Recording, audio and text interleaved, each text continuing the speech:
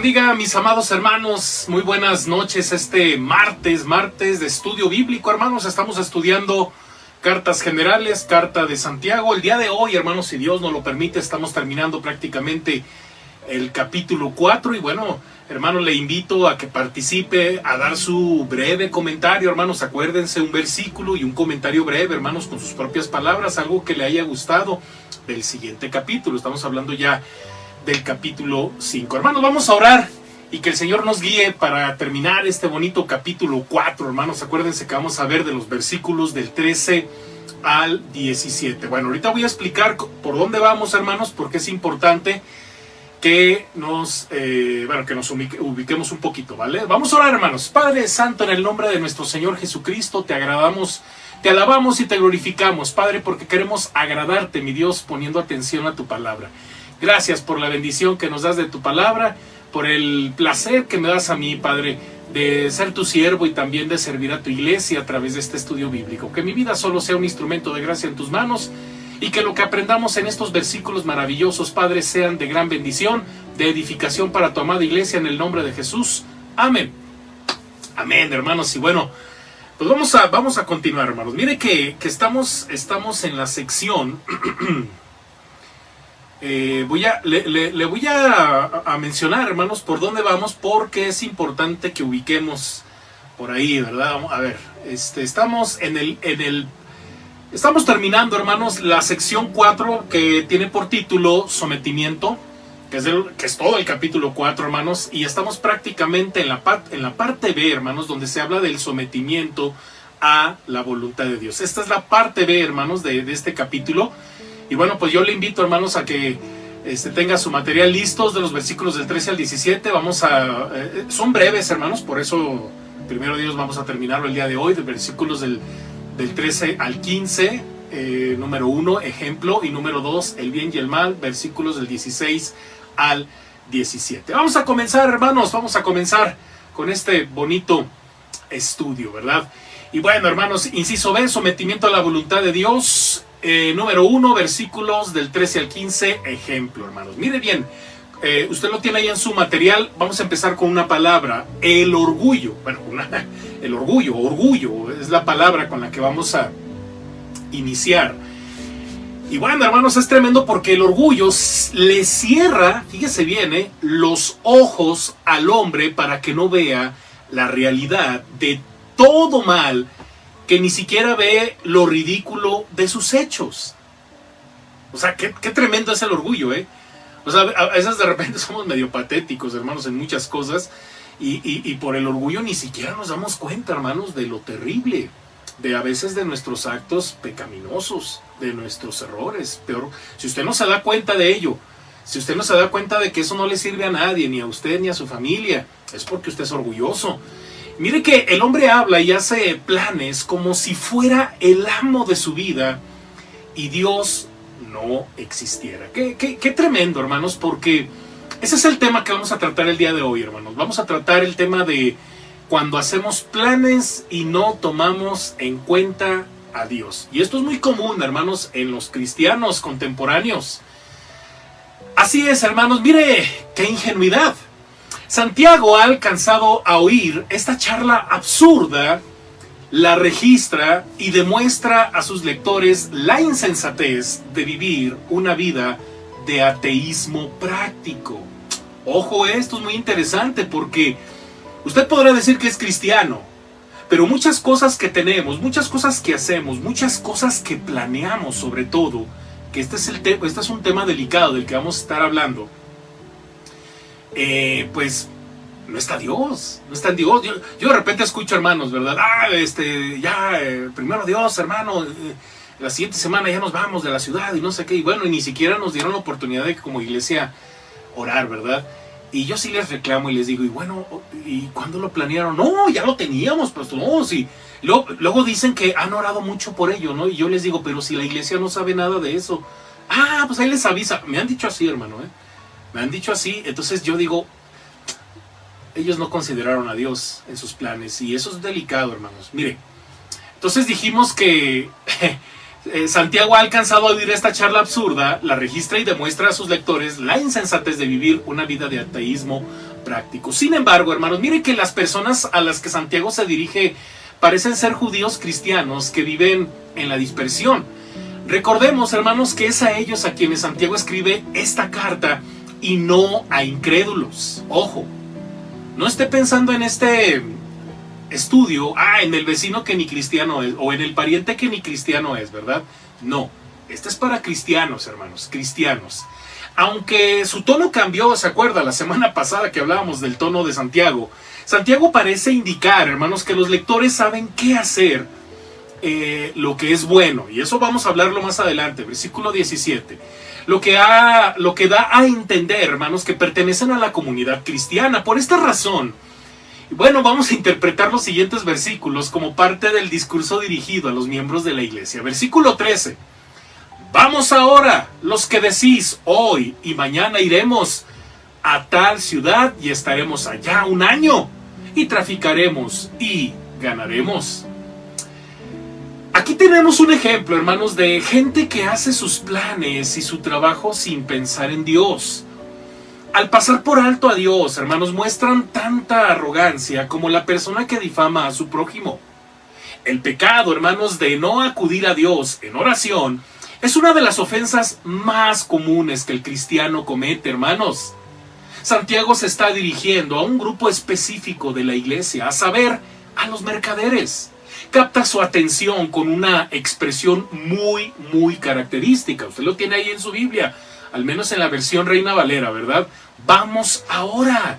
Una expresión muy común y bueno, otras traducciones la tienen como oíd ahora. Luego Santiago, hermanos, cita sus propias palabras que hablan de ir de un lado a otro, de pasar cierto tiempo allí para hacer negocios y ganar dinero. En realidad, hermanos, no se puede criticar a un viajero de comercio por ir de un lado a otro haciendo negocios. No estamos hablando que eso sea malo, pero porque eso era parte de la vida, sobre todo en este contexto en el que está escrita esta carta. El problema, hermanos, es cuando este principio que estamos tratando de ampliar se aplica en todos los ámbitos de la vida, hermanos. Cuando usted hace planes, y por ejemplo los hace en domingo, ¿verdad? Y yo siempre he dicho, no, hermanos, cuide mucho el domingo, porque la gente dice, y lo dice, pero abiertamente, no, es que el domingo es mi día de descanso y es el día que yo debería de estar con la familia. Nadie está diciendo que eso está mal. El problema es que, por cierto, estamos estudiando el día de descanso, hermanos, el día del Señor. Si a usted le interesa el tema, estamos hablando de manera muy profunda sobre el tema del día del Señor, porque es una de nuestras doctrinas, hermanos, es una de nuestras doctrinas que creemos. El día miércoles a las 7 de la noche, si usted quiere aprender un poquito más al respecto, lo invito, hermanos, búsqueme por favor y le hago una cordial invitación. Pero es que de repente hacemos planes en el momento en el que deberíamos de pensar en primer lugar en Dios. Hermanos, aquí hay un cierto paralelo con un discurso de Jesús del cuando Jesús habla acerca del fin de los tiempos, en el cual se refiere a los días de Noé. ¿Se acuerda? Mateo 24 del 38 al 39, y también puede leer esto en Lucas 17 del 26 al 29. Dice Mateo, hermanos, 24 del 38 al 39, dice, porque como en los días antes del diluvio, estaban comiendo y bebiendo, casándose y dando en casamiento, hasta el día en que Noé entró en el arca. Y no entendieron hasta que vino el diluvio y se los llevó a todos. Así será también la venida del Hijo del Hombre. Hermanos, aunque nadie critica a una persona por comer, beber o contraer matrimonio, el punto está en que en la vida de los contemporáneos de Noé, Dios no tenía lugar en sus corazones. Ojo, hermanos, porque quien dice esto es el Señor Jesucristo. Esta gente vivía como si Dios no existiera. Y esto también es cierto con respecto a los mercaderes a quienes se dirige Santiago, hermanos. Ojo, Santiago no tiene problemas con la ocupación del mercader. Tampoco escribe acerca de la ética de la compra y de la venta. Él solamente afirma que los mercaderes hacen negocios y ganan dinero. Pero eso es lo que esperamos cuando el negocio prospera, hermanos. La razón por la que reprende a los mercaderes es su falta de atención a Dios. Si para usted no es suficiente 6 días a la semana, porque bueno, ya no digamos 5 días, ¿verdad? Porque yo entiendo que hay quienes trabajan de lunes a viernes. Hay quienes trabajan de lunes a viernes y el sábado a mediodía. Hermanos, hay personas que trabajan los 7 días de la semana. ¿Saben qué es lo peor? Se sienten orgullosos por eso. Pero por eso le digo, hay que profundizar sobre el tema del Día del Señor, hermanos, porque eso es grave, es un asunto grave. Yo no sé si usted lo ve de esa manera, pero es un asunto grave cuando usted ni siquiera se da el tiempo para descansar espiritualmente y compartir con su familia y sobre todo con su iglesia, porque es un tema teológico, es un tema doctrinal, y creo que por eso es muy común violar esta parte, hermanos, de la que estamos hablando. Es muy común o muy sutil, ¿verdad?, que la gente pues prácticamente no toma en cuenta a Dios, ¿verdad? Y bueno, para ellos el dinero puede ser mucho más importante que servir al Señor. Hacen planes para el futuro sin preguntarse acerca de la voluntad de Dios. Viven como el hombre descrito en la parábola del necio rico. ¿Se acuerdan de esta parábola, hermanos? Lo voy a leer, Lucas 12, del 16 al 21. También les refirió una parábola diciendo: la heredad de un hombre rico había producido mucho. Y él pensaba dentro de sí, diciendo: ¿qué haré? Porque no tengo dónde guardar mis frutos. Y dijo: esto haré. Derribaré mis graneros y los edificaré mayores, y allí guardaré todos mis frutos y mis bienes. Y diré a mi alma: alma, muchos bienes tienes guardados para muchos años. Repósate, come, bebe, regocíjate. Pero Dios le dijo: necio, esta noche vienen a pedir tu alma, y lo que has provisto, ¿de quién será? Así es el que hace para sí tesoros y no es rico para con Dios. Tremendo pasaje, hermanos. Mire que ni siquiera se dan cuenta estas personas, hermanos, de que no pueden añadir por lo menos un minuto a su vida. Me encanta la gente que dice que necesitan 25 horas porque no les alcanza el tiempo. Hermanos, esto es grave, no diga eso, porque Dios le va a pedir cuentas de sus 24 horas diarias. Y todavía nos jactamos diciendo que nos hacen falta una hora más. No, hermanos, eso habla de una pésima mayordomía. Y una pésima mayordomía del tiempo habla de una pésima comunión con Dios. Porque eso es natural. Cuando usted tiene comunión con Dios, naturalmente usted le da a cada cosa su tiempo, como dice la palabra. Todo tiene su tiempo. Pero cuando usted no sabe qué hacer con el tiempo que usted tiene para dormir, para comer, para estar con la familia, para otras cosas, pero usted dice: es que necesito 25 horas y no 24, creo que ahí ya estamos cometiendo un pecado, hermanos, y sobre todo evidenciando de que tenemos un serio problema con la cuestión de la mayordomía. Hermanos, meditemos, hermanos, en serio, no regaño, es una cuestión de meditar acerca de cómo vamos en este rubro, hermanos, de la vida diaria, cotidiana y nuestra comunión con Dios.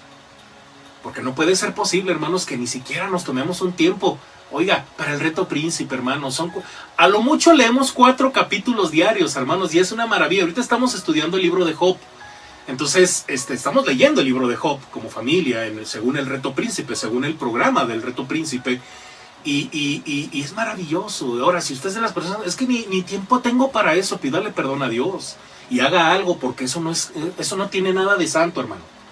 Entonces, lejos de que nos estemos jactando por algo así, deberíamos de reflexionar, porque, oiga, vamos a estar toda la vida, ¿verdad?, trabajando y tratando de salvarle la vida a no sé quién. No sé si usted es un eslabón, ¿verdad?, para la economía del país, no lo sé. Pero analícelo, porque pues de nada sirve que estemos fatigados y fastidiados por el trabajo si usted ni siquiera disfruta lo que tiene. Y ni siquiera tiene tiempo para reflexionar y dar gracias a Dios. Versículo 14, hermanos. Voy a terminar la frase, hermanos. Dice: ni siquiera se dan cuenta de que no pueden añadir por lo menos un minuto a su vida. Lo cierto es que no dependen completamente de Dios, así de plano.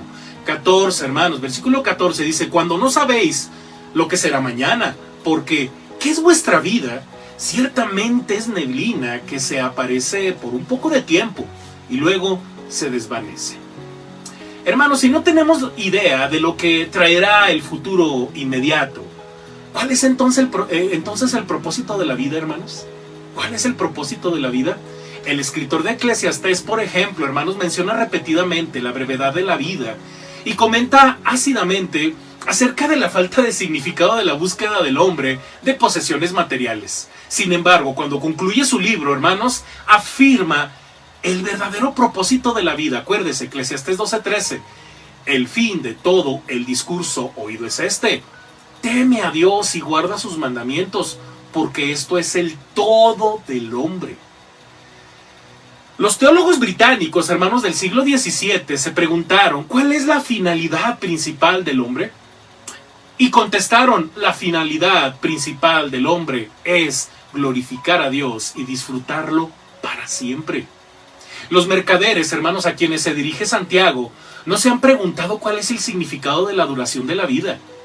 Han descuidado el consejo de Salomón, según Proverbios 27:1, que dice, no te jactes del día de mañana, porque no sabes qué dará de sí el día. Ellos hablan acerca del futuro con una certeza absoluta. Viven como si fueran eternos. Es como el que se endeuda, ¿no? Esa falsa filosofía, ¿no? Capitalista de tener y tener cosas, ¿verdad? Y según lo que tienes demuestra de qué clase eres, ¿verdad? Bueno, es que si no tienes tantas cosas, a lo mejor eres clase baja, ¿no? O puras baratijas, qué sé yo, ¿no? Pero no es así, hermanos. Fíjese que nuestras decisiones tienen que reflejar una conciencia clara, número uno, de la soberanía de Dios. Y número dos, debemos de considerar, hermanos, que el ser humano tiene límites. Y tenemos que echar a andar o echar mano de nuestros valores. Porque cuando no los tenemos, hermanos, pues prácticamente vivimos como venga la vida, ¿no? Porque el chiste es disfrutar, el chiste... No, espéreme. O sea, sí, hay que gozar y disfrutar lo que Dios nos ha dado. Pero hay que pensar primeramente en Él y hay que pensar también que tú y yo tenemos límites, hermano. O sea, no sabemos cuánto tiempo vayamos a estar aquí, pero si estamos conscientes de ello, pues aprovechamos al máximo nuestra comunión con Dios, nuestra comunión. Si estás casado o casada con tu cónyuge, con tus hijos, disfruta lo que tienes, descansa, ríe, agradece al Señor. Y bueno, hermanos, eso es como que parte de la vida, pero siempre y cuando estando consciente de la soberanía de Dios, la misma presencia de Dios, su santidad, su naturaleza y también, hermanos, nuestras limitaciones, ¿no? Pero bueno, ellos hablan acerca del futuro con una certeza absoluta, sin embargo no tienen control sobre el mismo. Viven su vida, pero no se preguntan acerca del propósito de la misma. Son ciegos e ignorantes. Santiago compara la vida, hermanos, como una niebla que rápidamente aparece y luego desaparece. ¿Qué es una niebla? Bueno, nada más que un tenue vapor, hermanos, que se desvanece a la salida del sol. Es frágil y carece de durabilidad, hermanos, como lo leemos también en los Salmos, Salmo 39:6, Salmo 39:11, 102:3 y en Oseas 13:3. Todas estas referencias que usted tiene en pantalla, se habla exactamente de eso, hermanos. Mire que Moisés que vivió hasta los 120 años, hermanos, escribió una oración en la que él dice, según el Salmo 90:10, los días de nuestra edad son 70 años y en los más robustos son 80 años. Con todo su fortaleza es molestia y trabajo, porque pronto pasan y volamos. Versículo 15. En lugar de lo cual deberíais decir, si el Señor quiere, viviremos y haremos esto o aquello. Hermano, Santiago enseña que Dios es soberano en nuestras vidas. En toda nuestra planificación, obras y logros, debemos reconocer, hermanos, nuestro sometimiento a Dios. Es así que, después de hacer un comentario acerca de la brevedad de la vida, Santiago vuelve al tema que se introdujeron en los versículos 13. En el versículo 13 dice que en vez de no tener en cuenta a Dios en nuestras actividades diarias, deberíamos colocarlo en primer lugar y decir, si el Señor quiere, viviremos y haremos esto o aquello. En algunos círculos y culturas, la ya gastada frase, si Dios quiere, porque creo que esa la usamos mucho, hermanos, es bastante común. Se trata de una fórmula piadosa que, a causa de su repetido uso, comienza a perder su significado. Pero, ¿por qué le dice Santiago a los mercaderes que usen esta fórmula? Quiere demostrarles, hermanos, que sus vidas están en las manos de un Dios soberano y que deben recordarle y que deben reconocerle en todos sus planes. Él no les dice cuándo ni cómo usar la frase si Dios quiere. Con sorpresa, hermanos, podemos notar que esta frase no aparece en el Antiguo Testamento. Esto es muy interesante, hermanos. Sin embargo, ya en la época del Nuevo Testamento, el apóstol Pablo enseñaba a los cristianos su uso correcto. He aquí algunos ejemplos. Ponga mucha atención, hermanos. Mire, cuando Pablo dejó Éfeso, les dijo lo siguiente a los judíos, Hechos 18:21, sino que se despidió de ellos diciendo, es necesario que en todo caso yo guarde en Jerusalén la fiesta que viene, pero otra vez volveré a vosotros, si Dios quiere. Y zarpó de Éfeso. Así es como lo tenemos traducido, hermanos. Ahorita voy a comentar algo al respecto. Siguiente, le dijo también a los corintios, 1 Corintios 4:19, pero iré pronto a verlos si el Señor quiere, y conoceré no las palabras, sino el poder de los que andan envanecidos. En 1 Corintios 16:7, y también hay unas referencias, hermanos, tanto en Filipenses como en Hebreos, ahí tiene usted las referencias bíblicas. Les prometió Pablo a los creyentes en Corinto pasar algún tiempo con ellos. Mire cómo dice primera carta a los Corintios 16:7, porque no quiero veros ahora, de paso pues espero estar con vosotros algún tiempo, si el Señor lo permite. Sin embargo, hermanos, este es un dato muy interesante porque el Nuevo Testamento no indica que los apóstoles hubiesen sellado una fórmula que debiera ser usada frecuentemente. Ojo, la Biblia no está enseñando que así debemos decir. ¿Sí? ¿En qué sentido? Como que si no lo dices, pues ya cometimos un gran pecado. Va más allá. Esto es muy importante entenderlo, hermanos, porque luego somos muy superficiales con el simple hecho de decir, si Dios quiere, sí, pero lo dices, pero toda tu vida representa que tú no tienes a Dios en primer lugar. Por eso va más allá de solo decirlo. Entonces, lo cierto es, hermanos, que Lucas no registra su uso en los relatos de los viajes de Pablo que encontramos de hecho. Y si leemos sus epístolas, también vemos, hermanos, que ni siquiera Pablo usa esta fórmula en aquellas ocasiones en que hubiésemos esperado que lo hiciera. Esto significa, hermanos, que no necesitamos usar las palabras si Dios quiere como una frase inevitable, una frase trillada, como algo prácticamente místico, hermanos. Esto es algo muy interesante, hermanos, porque de repente nos casamos con los clichés piadosos y como que confiamos más en decirlo que confiar realmente en Dios. Por eso le digo, la Biblia no está enseñando que esta frase usted la tenga que decir como el antídoto, como la fórmula, como las palabras que te van a dar poder. No. O sea, hay una enseñanza más atrás que simplemente decirlo. Por eso le digo, lo que tenemos en nuestras versiones, hermanos, es prácticamente lo que trató de decir Pablo, pero no está enseñando que la frase debe de ser como ese cliché que debemos de llevar siempre. No, hermanos. Si lo decimos no hay problema. El problema es cuando usted lo dice, pero toda su vida representa que usted no pone a Dios en su vida. Pero es un religioso que lo dice, ¿verdad? Ay, si Dios quiere, sí, pero si Dios quiere, ni a la iglesia vas. Si Dios quiere que vayas a la iglesia, hermano.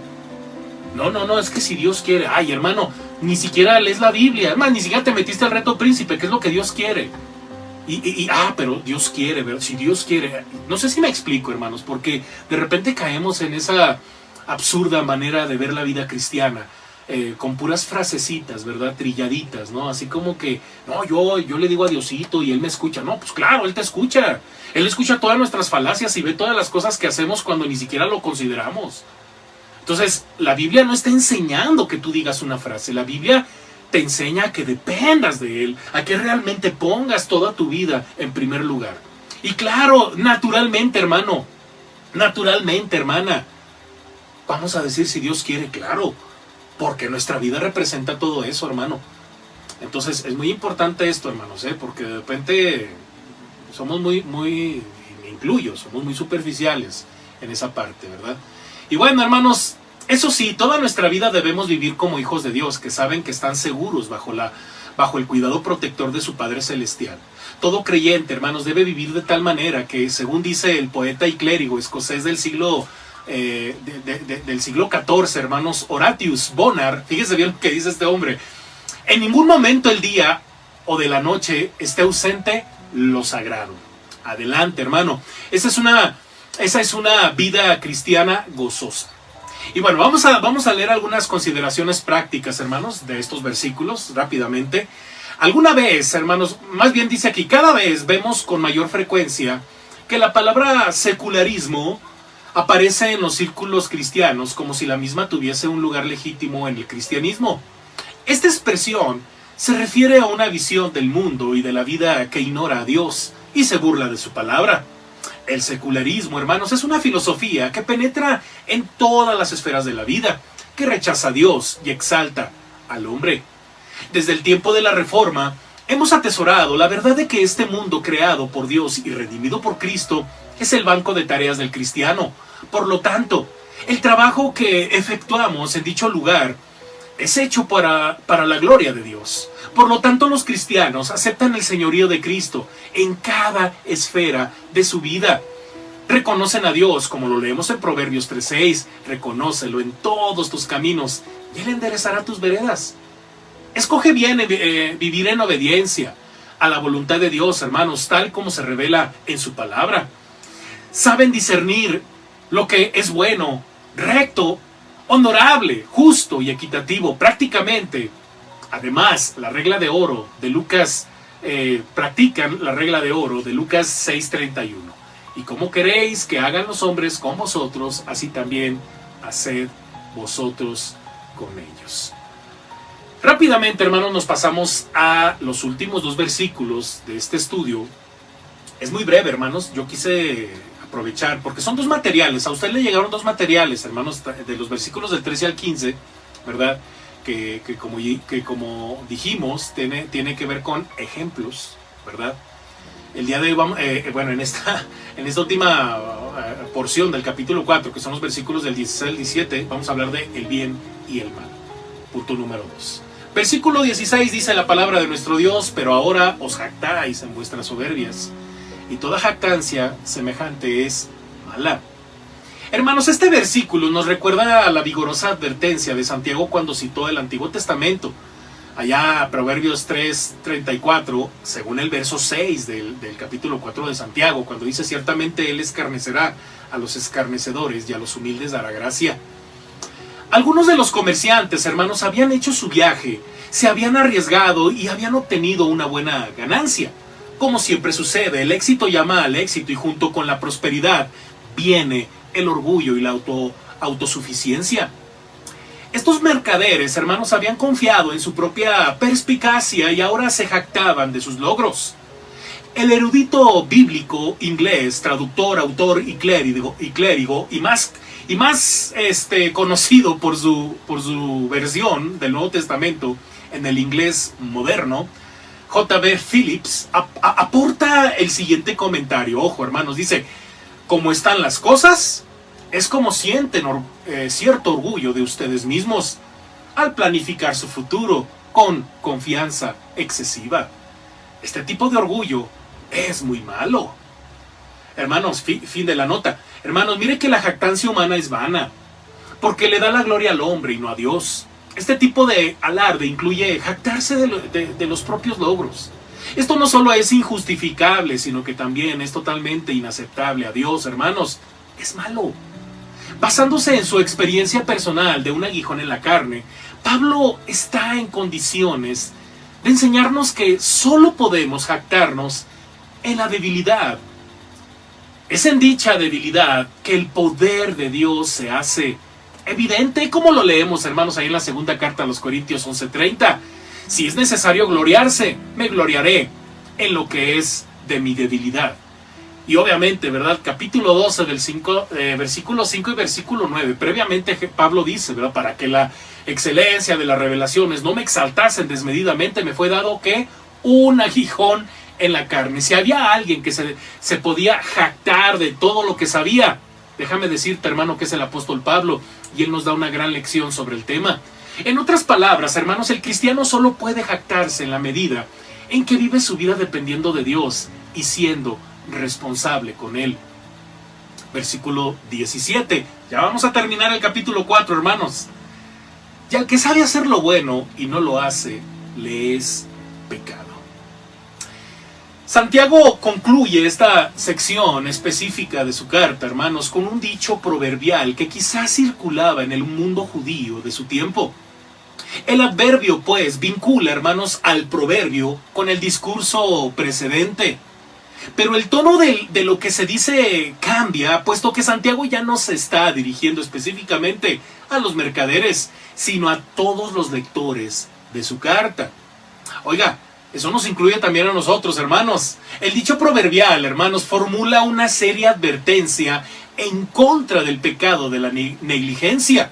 No solo se menciona el pecado de comisión, sino el pecado de omisión. No, bueno, creo que más claro que el agua, ¿verdad? O sea, creo que tendemos, ¿verdad?, a no hacer ciertas cosas para no pecar. Bueno, hay gente que dice, pastor, es que yo nomás a lo que voy a la iglesia y me regreso a mi casa. Yo prefiero no tener problemas y prefiero no pecar. Bueno, pues ojo, porque también, ¿verdad? Santiago está mencionando sobre el pecado de omisión. Eso es tremendo, hermano, porque ese pecado en particular asoma su terrible cabeza o su horrible cabeza cuando el hombre rehúsa a Dios, formula planes, es exitoso y se jacta de sus logros, como lo discutimos en los versículos anteriores. El hombre repite el pecado de omisión cuando no hace el bien que sabe que debe hacer. Jesús pone, hermanos, este pecado en la mira cuando describe al sacerdote y al levita en la parábola del buen samaritano. ¿Se acuerda? ¿Qué hicieron estos dos hermanos según Lucas 10, del 30 al 35? Lo vieron, ¿verdad? ¿Y qué dijeron? Démonos la vuelta. Al rico, hermanos, que no se interesó por Lázaro, según Lucas 16, del 19 al 31. Y a personas que durante su vida en la tierra no alimentaron al hambriento, ni hospedaron al extraño, ni vistieron al pobre, ni visitaron al enfermo o al prisionero, según Mateo 25, del 40 al 46. Santiago, hermanos, se está dirigiendo a las personas que sabe el bien que deben hacer. ¿Qué cosas debes hacer, hermano, que no has hecho? Que sabes que tienes que hacer, pero no lo has hecho. Parece muy sutil, hermanos, pasar por alto las cosas que no hemos hecho, que sabemos que como cristianos debemos hacer. Pero es pecado, hermanos. No le está hablando, hermanos, a gente que peca en ignorancia. Porque hay gente que no sabe muchas cosas que debería de hacer. Entonces podríamos pensar, bueno, no lo hacen porque no lo saben. Pero ojo, hermanos, también, aún en esas personas, hermanos, que podrán decir, pastor, pero es que yo no lo sé. Sí, hermano, pero a ti se te ha invitado a estudios bíblicos. Se te ha invitado a lo que creemos, para estudiar las doctrinas que creemos. Ahora, tú deberías de estar ahí estudiando la palabra. Entonces, ya de entrada, por no querer estar ahí, sabiendo que deberías de estar ahí y no estás pecando. Ya no digamos si estás estudiando las doctrinas y ni siquiera eso te mueve. Eso es peor. Mire que a los filósofos atenienses, hermanos, que le escucharon en el Areópago a Pablo, según Hechos 17, hermanos, fíjense bien lo que Pablo les dijo. Pero Dios, habiendo pasado por alto los tiempos de esta ignorancia, ahora manda a todos los hombres y en todo lugar a que se arrepientan, hermanos. Santiago se dirige a las personas que saben bien lo que tienen que hacer, hermano. No le está hablando a gente que peca de ignorancia. Y bueno, hermanos, el pecado es transgresión de la ley. Dice Juan en una de sus epístolas, primera de Juan, capítulo 3, verso 4, todo aquel que comete pecado infringe también la ley, pues el pecado es infracción de la ley. Hermanos, trátese de un pecado de comisión o de omisión, el mismo es una afrenta a Dios, en especial si el pecador conoce los mandamientos de Dios. Joven, no debes de andar en yugo desigual, hermano. En serio que uno no lo dice, hermanos, no lo dice, joven, uno no lo dice por molestarlos, lo dice uno, al menos yo que ya tengo un matrimonio, hermano, que gracias a Dios he tenido la oportunidad de vivir la mayor parte de mi vida en la fe. Yo te puedo decir, joven, que lo mejor es esperar en el Señor, cuando hay que esperar y pedirle a Dios sabiduría. Porque el estar con alguien, casarse con una persona que no teme a Dios, es algo que te va a marcar de por vida y no hay vuelta atrás. Bueno, alguien podrá pensar, el divorcio, pero eso te va a lastimar toda la vida, hermano, no lo hagas.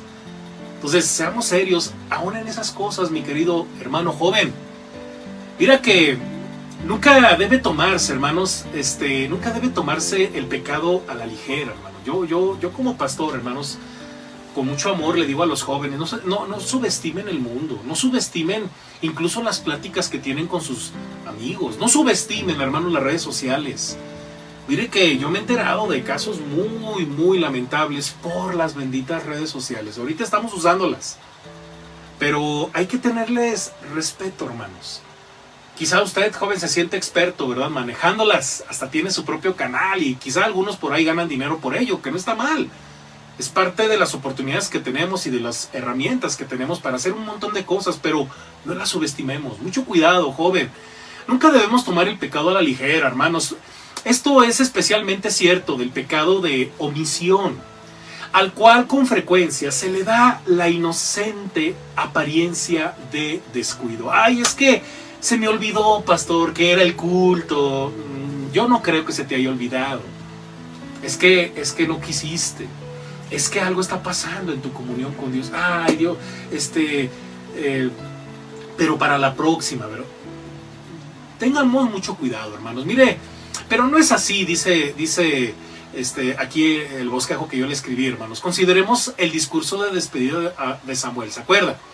Dice 1 Samuel 12:23. Fíjese bien, hermanos. A los israelitas congregados les dice: así que lejos sea de mí que peque yo contra Jehová, cesando de rogar por vosotros. Antes os instruiré en el camino bueno y recto. O sea, Samuel sabía su ministerio, su trabajo, sabía lo que tenía que hacer. Entonces, qué interesantes son sus palabras. Líbreme, lejos sea de mí que peque yo contra Jehová, cesando de rogar por ustedes. ¿Cuál es mi trabajo como pastor? Orar por ustedes. Amén, hermanos. Dios me libre de no hacerlo. De instruirlos en el camino bueno y recto, hermanos, de la palabra de nuestro Dios me libre de no hacerlo y que yo termine hablando de otra cosa. Samuel evitaba el pecado de la negligencia, hermanos. La negligencia equivale a no tener en cuenta a Dios y al prójimo. Y es por lo tanto un pecado contra la ley de Dios. Hermanos, terminamos el capítulo 4, pero voy a leerle un resumen breve. Santiago, hermanos, amonesta a sus lectores a que se sometan a Dios. Él percibe que las luchas y las riñas que se suscitan entre ellos se originan en corazones que no están en armonía con la ley de Dios. Los lectores oran, pero sus intenciones son erróneas. Sus peticiones son oraciones egoístas. Los lectores, hermanos, están desarrollando una amistad con el mundo que les hace enemigos de Dios. Santiago, hermanos, comprueba esto refiriéndose a las escrituras del Antiguo Testamento, cuando dice: Dios se opone a los soberbios, pero da gracia a los humildes. Hermanos, Dios es misericordioso y por eso los lectores deben someterse a Él. Deben resistir al diablo, limpiarse de todo mal, arrepentirse de sus hechos, dejar de calumniar y cesar de juzgar a otros. Hermano, Santiago concluye esta sección recordando a los lectores, especialmente a los mercaderes, que deben confiar en Dios y no en las ganancias económicas. Saben cómo hacer el bien y eso significa que están bajo obligación de hacer el bien y seguir la voluntad de Dios. Si dejan de hacerlo, pecan. Oremos, hermano. Padre Santo, gracias por tu palabra, porque en esta última parte del capítulo 4 de Santiago hemos aprendido cosas muy profundas, maravillosas, que nos llevan, Padre, a tomar una decisión. Que nuestra decisión sea siempre darte la honra y la gloria en toda nuestra vida. No solamente decirlo, sino que nuestra vida represente todo eso, Padre. Gracias, Dios, por todo lo que hemos aprendido en tu palabra.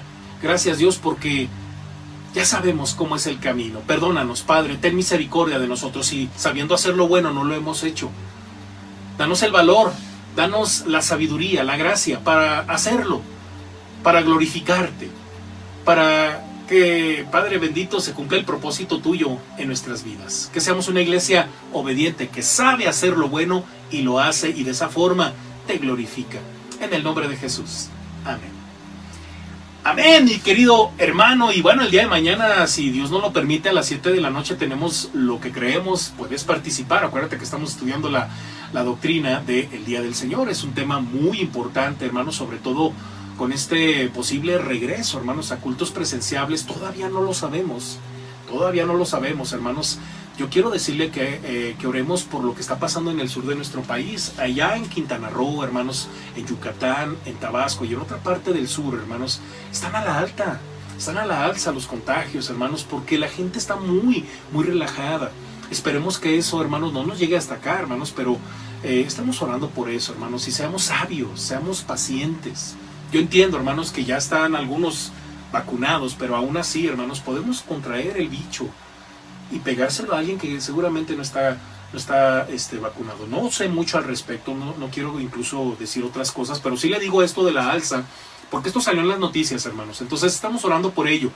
Pero qué importante, hermanos, es que tomemos en cuenta, ahora que si Dios nos lo permite regresemos, que usted tome en serio y valore, y que ojalá haya valorado el tener una iglesia abierta, un templo abierto, hermanos, porque no podemos seguir siendo los mismos, y que el Señor siga ayudándonos en nuestro crecimiento espiritual. Bueno, el día jueves, hermanos, tenemos sermón evangelístico. Ore por un servidor y comparte el mensaje, hermanos, y no deje de predicar el evangelio, no deje de discipular, hermanos, y no deje de orar por los nuevecitos, ¿verdad? Y también el viernes a las 6 de la tarde, hermanos, lo espero con mucho gozo en nuestro culto de oración en vivo vía Facebook. Hemos tenido problemitas, hermanos, porque las señales no han sido muy buenas, pero que el Señor nos guíe y nos ayude, hermanos, y que esa también sea nuestra oración. También, hermanos, le invito a que no se deje de conectar a sus departamentos, a sus grupos de oración, y también a que participe al reto Príncipe. Y si no se ha suscrito al canal de Príncipe de Paz, hermanos, suscríbase, active la campanita y sigamos creciendo en el amor del Señor. Dios me les bendiga, hermanos, un fuerte abrazo, hasta la próxima, bye, hermanos.